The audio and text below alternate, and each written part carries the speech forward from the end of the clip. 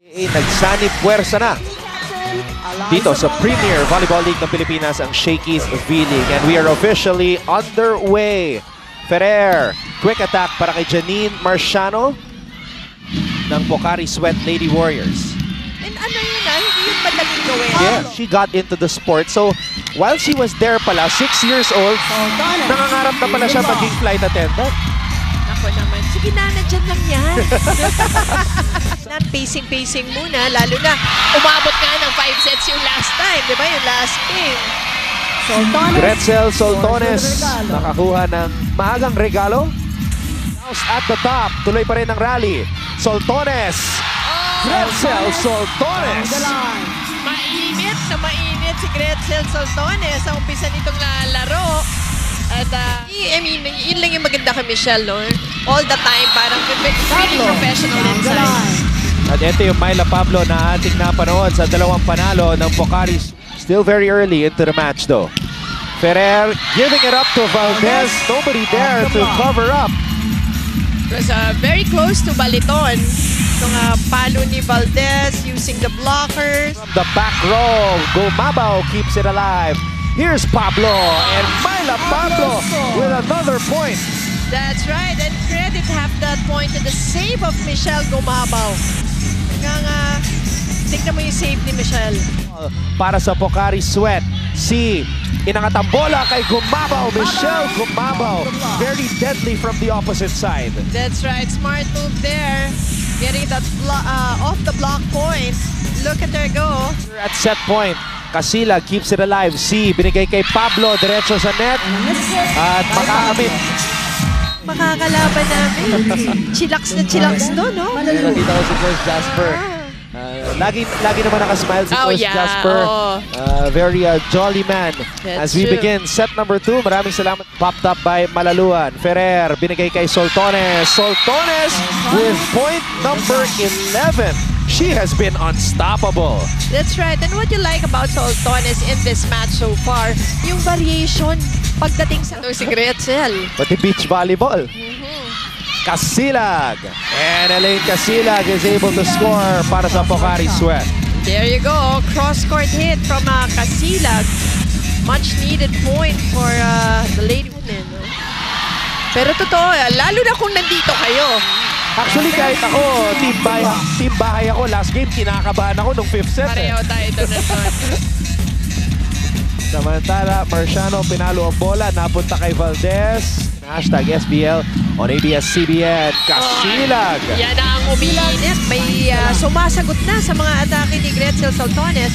Casilag after going cross-court on her. Casilag after a quiet first set. Soltones, kanina pa nasa gera to. On a combination play at that. And ayan naman, mukha namang happy na. Panunood nitong game. Si binigay kay Pablo. And Pablo going down the line again. Crucial point. That's right. And Mr. Suzuki is enjoying himself here. The president of Pocari Sweat. Ahomiro received by Gohing. Si binigay kay Gumabaw. And again, Michelle Gumabaw very steady on those hits. You can just feel the fight in her. 4 out, 16. Napahard ako. Save. Ferrer, quick attack para kay Marciano. And si Marciano, mistiming that one, pero okay lang kasi We got a good receive right yes, there. That's right. Gumabaw. There you go, Michelle Gumabaw. Yan ang tinatawag na veteran move. Off the block point again, making sure she... Ferrer keeps it alive. Lazaro to Valdez. And Malaluan with a power tip. That's right. Inabutan ng block ni Malaluan yung drop ball ni Valdez. Look at this. Pocari Sweat getting another set point here. Marciano gets denied.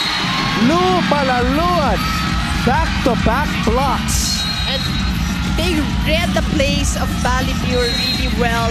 Between sets, tingnan natin kung makakatulong, kung magbabago ang takbo ng laban dito sa set number 3. Game number 3 ng semifinals ng Shakey's V-League Season 13 Open. Mga superwoman tong mga players natin. Multitasking. Kaya na Pomoseno, dating ace spiker ng NU Lady Bulldogs, pero di pa naglalaro dito sa game number 3 ng ating laban. Itong si Mike. A joust at the top. Dalawang sumabay kay Gumabaw. Kay Soltones, who had to adjust her footing. Oh, look at that. It was almost a broken play, pero si Myla Pablo held on and went for that attack. And she was rewarded with that point. Ibang klase ang pag-level up ni Myla Pablo dito. 3, Soltones.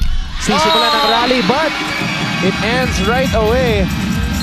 And Michelle Gumabaw and the Lady Warriors only need the MVP. Let's see if she will come alive here to keep their tournament alive, as this is already a do-or-die set for them. From the Lady Warriors, Valdez! but si Valdez hindi na binigyan ng pangalawang pagkakataon. Pagdidepensa at yung opensa rin. Pablo! Oh, and finally! What a block right there by Marciano. And finally, ang depensa naman ay nanggaling na. Gumabaw. Valdez was there to send it back up from the back row. Tapi ka ng bola. Power tip para kay Gumabaw. And Gumabaw just showing us again maturity and in The back row. Gohing. Binigay kay Casilag. And Elaine Casilag. She has played big since the second set. That is true, partner. And now tying up this game. Back row.